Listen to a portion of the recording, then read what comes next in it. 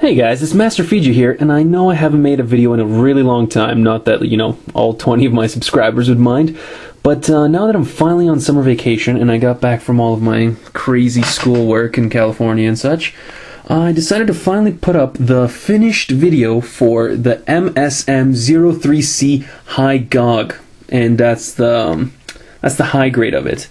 Now, as you see it here, it's in the final action pose that I actually want to keep it on my shelf in, but I will show you all the cool characteristics of this model, and actually there's quite a few of them. Now, some of you more die-hard Gundam fans might actually remember this mobile suit from the very first episode of Gundam 0080, or War in the Pocket, and I honestly thought that series had a lot of potential and was great in the end, but maybe ended a little prematurely. But definitely the first episode that this little guy was featured in was amazing. And, regardless of its very short screen time, it's actually gotten quite a bit of notoriety in both models and in just, mobile suits in general when it comes to Gundam. Now, as can be seen by these, well, I don't really know what these are meant to be. I think those are meant to be some sort of a ballast or maybe even a fuel tank, but there's two of them which fit on either arm and allow this crazy mobile suit to have both a land-based kind of leg walk around attack mode and, as seen in this picture right here, an amphibious almost submarine mode to allow it to move quicker underwater, since this is both a land and an amphibious type mobile suit for Zeon. Now, as I'll show you in just a sec, these little guys fit onto the arms with the claws actually being detachable, as you can see right there. And instead of having like a full transform mode, these bits just kind of come off, this fits back in there, and we can turn this guy into a submarine mode. Let's try that out. Now, the way that the transformation from land to amphibious mode works is that you actually remove the arms, those kind of like chain whip looking arms, and you have to take out the claw bit, which I did right here. I'm going to do the same thing with the other arm right here.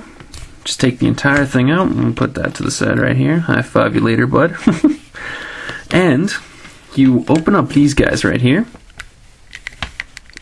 Come on, wiggle you open, come on.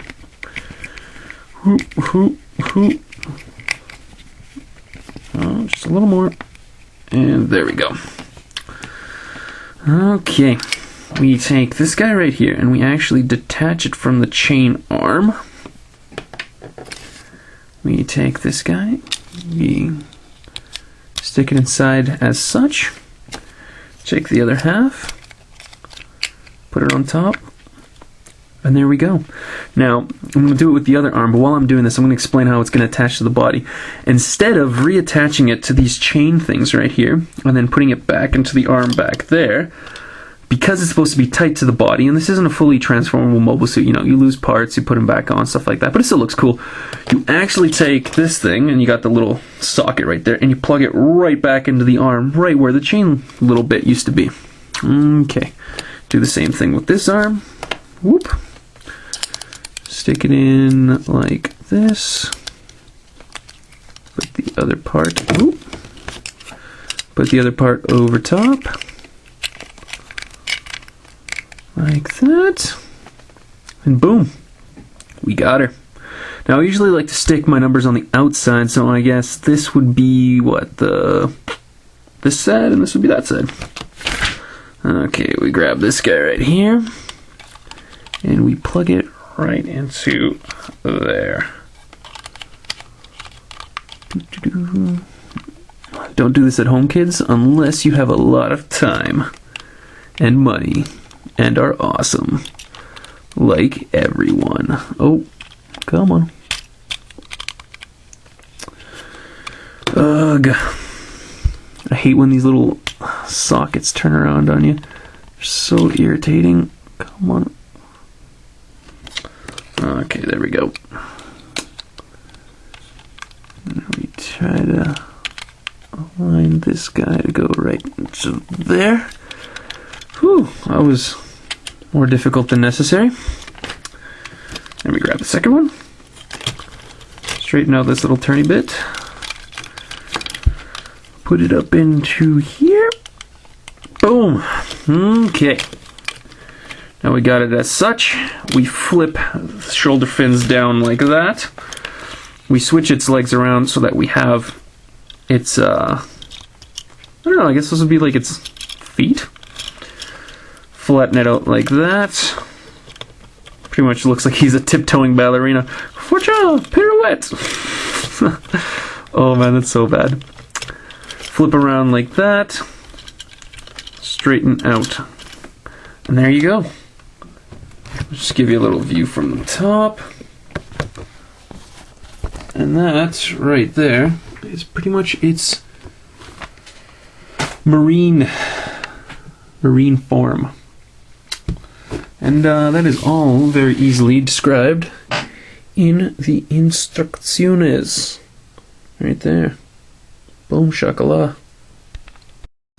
Now, prior to what I said earlier, those little canisters in its amphibious mode, I think are actually missile containers. As you probably saw in the TV show, and the box art, those things kind of bust open and shoot out those crazy missiles. So, you saw it in its land mode earlier. This is its amphibious mode right here. I'm actually going to put it into the battle stance that I had it before. I'm going to show you that off. And I like to kind of have it transforming, like mid-transformation. You have one hand still kind of coming out of its little missile tube, and one hand is got its missile ready to go. And I'll show you guys that in just a sec. If you kind of look at the Hy Gogg mid-transformation without its arms before I turn it back into the land mode, it actually kind of looks like some sort of a creepy blue robotic emperor penguin of death. Or potentially prosperity and awesomeness, but I'm not sure. Xeon doesn't really do that whole shabacle. And, for my viewers who actually see this, shabacle is not a word, but you can use it. I will let you. All in all, the high-grade Hy Gogg has to be one of my favorite models. Not only does it look super badass, but it was really fun to build. Like, honestly, if there's any up-and-coming, new model builders, or seasoned veterans at this stuff, hell, even people who are crazy at painting their models. As you can see, I'm really not in that neighborhood yet.